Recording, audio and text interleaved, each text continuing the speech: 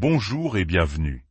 Avant de plonger dans cette conversation essentielle, si vous pensez que ce message peut éclairer une personne de votre entourage, n'hésitez pas à le partager. Votre soutien, en vous abonnant à notre chaîne, nous aide à poursuivre ce travail important pour mieux comprendre les complexités de l'esprit humain.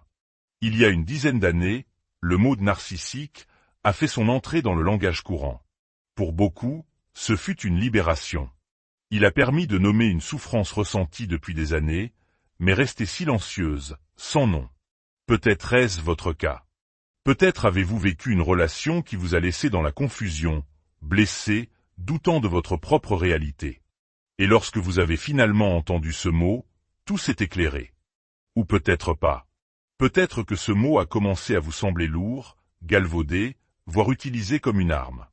Peut-être qu'il a perdu cette clarté qui le rendait si puissant, et que vous en avez été la cible, ce qui vous a mis en colère. Car si le narcissisme est une réalité dévastatrice, le débat public a été en quelque sorte piraté. Ce terme est devenu un mot fourre-tout pour décrire toute relation difficile, et ce faisant, il a perdu la nuance dont nous avons désespérément besoin pour véritablement guérir. Les enjeux sont immenses. Étiqueter à tort une personne, et vous pourriez détruire une relation qui traverse simplement une mauvaise passe. Passer à côté d'un véritable narcissique, et vous restez piégé dans un cycle qui érode votre estime de vous-même. Dans un cas comme dans l'autre, le prix à payer est élevé, et le bruit ambiant d'Internet n'aide en rien. C'est pourquoi nous nous tournons aujourd'hui vers les lumières du docteur Ramani Durvasula, l'une des plus grandes expertes mondiales sur le sujet. Psychologue clinicienne, elle a consacré des décennies à étudier les réalités de la violence psychologique. Elle est ici pour nous aider à reprendre le contrôle de cette conversation, à y réintroduire la nuance, et à vous guider à travers ce chaos. Car il ne s'agit pas seulement de pointer les gens du doigt. Il s'agit de savoir quoi faire de la douleur et comment avancer sans perdre notre capacité à nous connecter, à faire confiance ou à aimer à nouveau. Pour illustrer la confusion qui règne autour de ce sujet, le docteur Durvasula commence son dernier livre par deux histoires, celle de Carlos et d'Adam. Ces deux hommes, mis côte à côte, capturent parfaitement le dilemme auquel nous sommes confrontés. Commençons par Carlos. C'est un type adorable, probablement un peu immature sur le plan émotionnel, mais c'est le genre de voisin qui viendra toujours vous prêter un outil. Il aime s'amuser, organiser des barbecues. C'est un bon petit ami, dévoué à sa partenaire. Mais il a ses défauts. Il boit parfois trop, comme lors d'un week-end à Las Vegas avec ses amis. Le principal point de friction avec sa petite amie est qu'il veut constamment passer du temps avec sa bande de potes. Il est un peu comme un grand chiot joueur qui veut juste s'amuser. Sa petite amie, elle, aimerait qu'il soit plus sérieux, qu'ils construisent un avenir d'adulte ensemble. Un soir à Vegas, après avoir trop bu, Carlos la trompe. Une aventure d'un soir. Il est conscient de ce qu'il a fait, il est dévasté. Il avoue tout à sa partenaire. « J'ai fait ça, je suis tellement désolé, je t'ai blessé. » Il s'excuse sincèrement et assume l'entière responsabilité de ses actes. À ce moment-là, aux yeux de beaucoup, Carlos est un trompeur. Dans l'autre histoire, nous avons Adam. En apparence, Adam est l'homme idéal. Il est le pilier de la communauté, celui qui respecte les règles. Il a un bon travail, ne regarderait jamais une autre femme. Il paie ses factures à l'heure, il est toujours ponctuel, incroyablement responsable. Il vient même déneiger l'allée de ses voisins. Pourtant, dans l'intimité, Adam invalide constamment sa partenaire. Il estime mériter un traitement de faveur, se plaint d'être une victime perpétuelle, comme si le monde entier était contre lui. Sa partenaire souffre terriblement dans cette relation, mais tout le monde lui dit « Tu as tellement de chance, Adam est un homme si formidable. » Maintenant, si l'on regarde ces deux histoires, Carlos, le fêtard un peu brouillon qui a commis une erreur et l'a regretté, et Adam, le citoyen modèle qui, en privé, est un tyran émotionnel. Qui est le narcissique? La grande majorité des gens parieraient sur Carlos. Son comportement est plus visible, plus grandiose. Il cherche l'attention, il est extraverti. Et surtout, il a triché. Et dans l'esprit populaire, tous ceux qui trichent sont des narcissiques. C'est là que réside la première grande erreur. Le narcissisme n'est pas une simple case à cocher. Il est facile de pointer du doigt l'homme-enfant exubérant qui commet une infidélité, plutôt que l'homme respectable qui maltraite sa femme en secret. Adam fait tout bien. Il ne l'a jamais trompée, il ne ferait jamais rien d'immoral. En apparence. Cela nous amène à des questions bien plus profondes. Qu'est-ce que la moralité? Qu'est-ce que l'empathie? Qu'est-ce qu'un comportement sain dans une relation? Je vous pose la question. Préféreriez-vous être invalidé chaque jour pendant 10 ans, ou être trompé une seule fois? L'impact d'une blessure chronique, insidieuse, qui s'installe jour après jour, est souvent bien plus destructeur. Ce mot, narcissique, a été une libération pour beaucoup car il a donné un nom à leur douleur. Une femme m'a raconté un jour avoir vécu 2 relations toxiques. La première, elle l'a qualifiée simplement de difficile. Ce n'est qu'après la seconde, encore plus destructrice, qu'elle a entendu ce mot. Et soudain, elle a compris. Ce n'était pas juste difficile. C'était un schéma spécifique, un ensemble de traits qui se répétaient de manière cohérente et destructrice. Car le narcissisme n'est pas un seul ingrédient, c'est une recette complexe et toxique. Les gens ont tendance à isoler un seul trait, l'égoïsme, l'arrogance, le droit, et à le considérer comme l'ensemble du problème. Mais il y a beaucoup de gens égoïstes, arrogants ou qui se sentent en droit d'obtenir ce qu'ils veulent. Il n'y a pas tant de vrais narcissiques que ça. Pour être narcissique, il faut avoir tout le package. Notre ami Carlos, par exemple, est peut-être un grand désordonné, mais il est en fait assez empathique. Il assume la responsabilité de son comportement. Il a blessé sa partenaire, il le reconnaît, et il change. Il ne le refera plus. Carlos n'est pas narcissique. Pourtant, il est facile d'imaginer sa petite amie, après avoir regardé quelques vidéos sur Instagram, le qualifier ainsi. Le mot a été tellement déformé que nous avons brouillé ce qui pourrait être une conversation véritablement salvatrice. Un des malentendus les plus courants concerne la différence entre mentir et faire du gaslighting. Le gaslighting a été le mot de l'année 2023, et il est aussi mal utilisé que le mot narcissique. Beaucoup de gens pensent que le gaslighting, c'est simplement mentir. Je n'ai jamais dit ça. Je n'ai jamais fait ça. Ce n'est pas du gaslighting. C'est un mensonge ou une différence d'opinion. Le gaslighting intervient lorsque, après avoir nié les faits, la personne s'attaque à votre santé mentale. Par exemple, si nous avions une dispute et que je disais « Matthew, je n'ai jamais dit ça. D'où sors-tu cette idée? Tu es tellement bizarre, un peu paranoïaque et délirant en ce moment. » Là, je vous gaslight. Ce n'est plus seulement une négation de votre perception.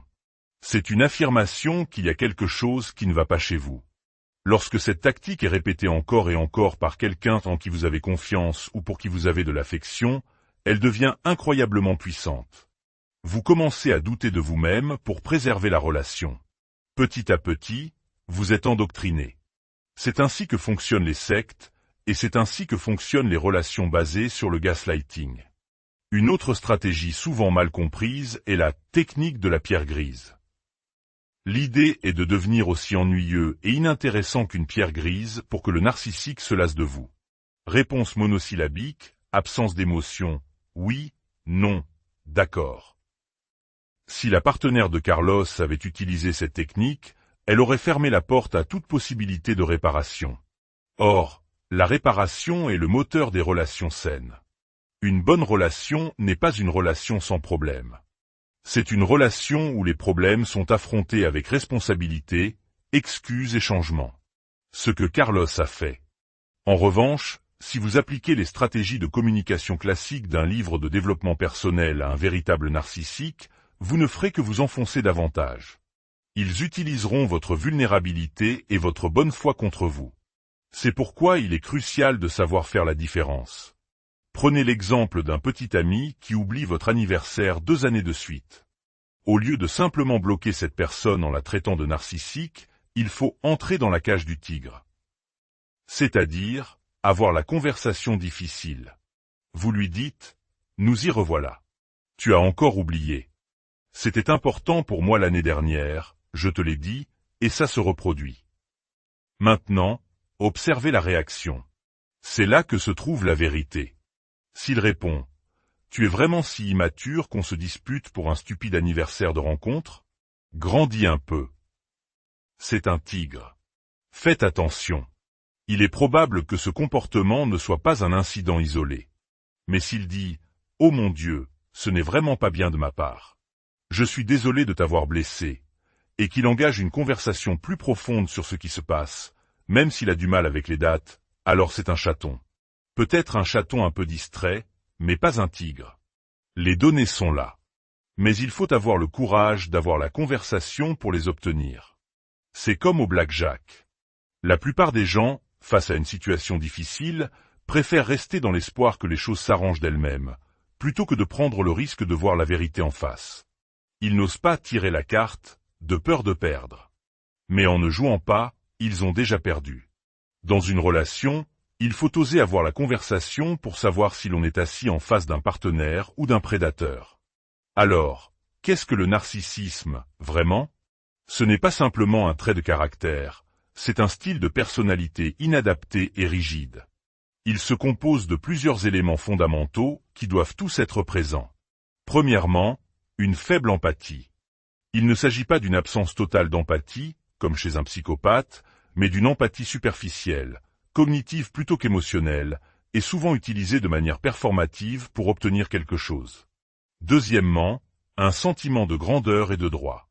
La conviction d'être spécial, exceptionnel, et de mériter un traitement de faveur, accompagné de colère lorsque les règles s'appliquent à eux.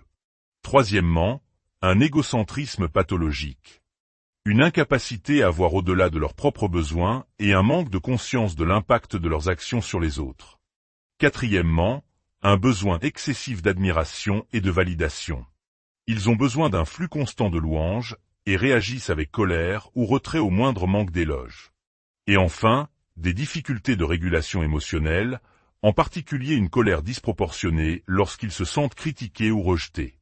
Tous ces comportements sont en réalité des mécanismes de défense conçus pour protéger un noyau intérieur extrêmement fragile, caractérisé par l'insécurité, la fragilité de l'ego et, par-dessus tout, une honte profonde.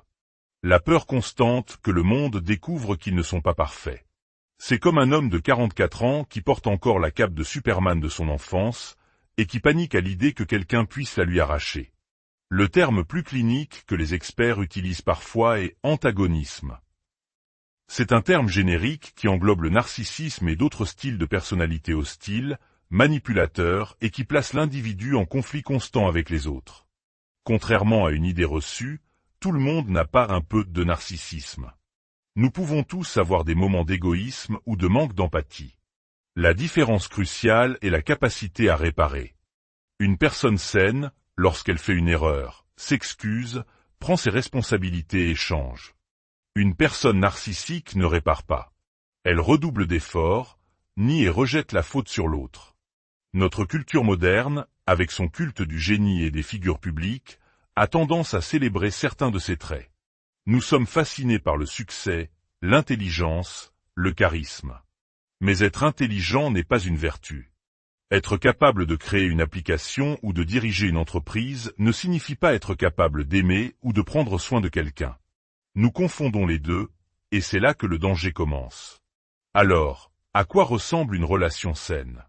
L'étoile polaire, le point de départ de tout, est la sécurité psychologique. C'est un espace où vous pouvez vous montrer tel que vous êtes, être vulnérable, et savoir que vous ne serez pas attaqué ou humilié. C'est un endroit où vos idées peuvent être partagées, même si l'autre n'est pas d'accord. C'est un endroit où vous n'avez pas à vous battre pour être vu, mais où vous êtes simplement accepté. Souvent, au début d'une relation toxique, il y a ce qu'on appelle le love bombing.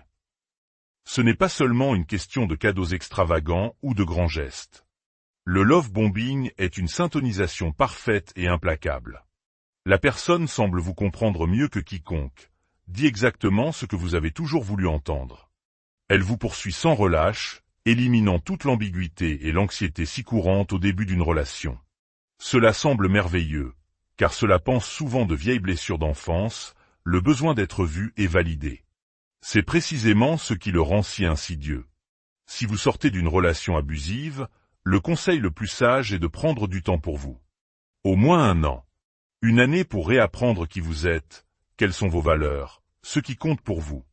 Une année pour reconstruire vos routines, vos amitiés. Et lorsque vous recommencez à fréquenter quelqu'un, ralentissez. Une relation toxique tire son pouvoir de la vitesse. Plus les choses vont vite, moins vous avez le temps de traiter l'information et de voir les signaux. Soyez attentif aux signes verts, ces indicateurs positifs. Une personne qui pose des questions et écoute réellement la réponse. Une conversation qui ressemble à un échange, pas à un monologue. Quelqu'un qui gère bien la frustration. Une table de restaurant qui n'est pas prête, un embouteillage. Prend-il ses responsabilités lorsqu'il est en retard? Comment parle-t-il de ses relations passées? Est-il curieux à votre sujet? Pose-t-il son téléphone pour vous accorder toute son attention? Ce sont de petits détails, mais ils révèlent beaucoup. Il faut souvent du temps, parfois 1 an ou plus, pour reconnaître le schéma d'une relation narcissique. Au début, tout est parfait. La personne est sous son meilleur jour. Et nous, aveuglés par l'amour naissant, nous avons tendance à justifier les premiers comportements étranges. Il a eu une journée difficile, elle a un travail stressant. Nous créons nous-mêmes le modèle mental qui leur permet de s'en tirer, jusqu'à ce que le schéma devienne si écrasant qu'il ne peut plus être ignoré. Comprendre ces dynamiques n'est pas un exercice de jugement, mais un acte de préservation de soi. C'est le premier pas pour retrouver sa propre voie, faire confiance à son intuition et, finalement,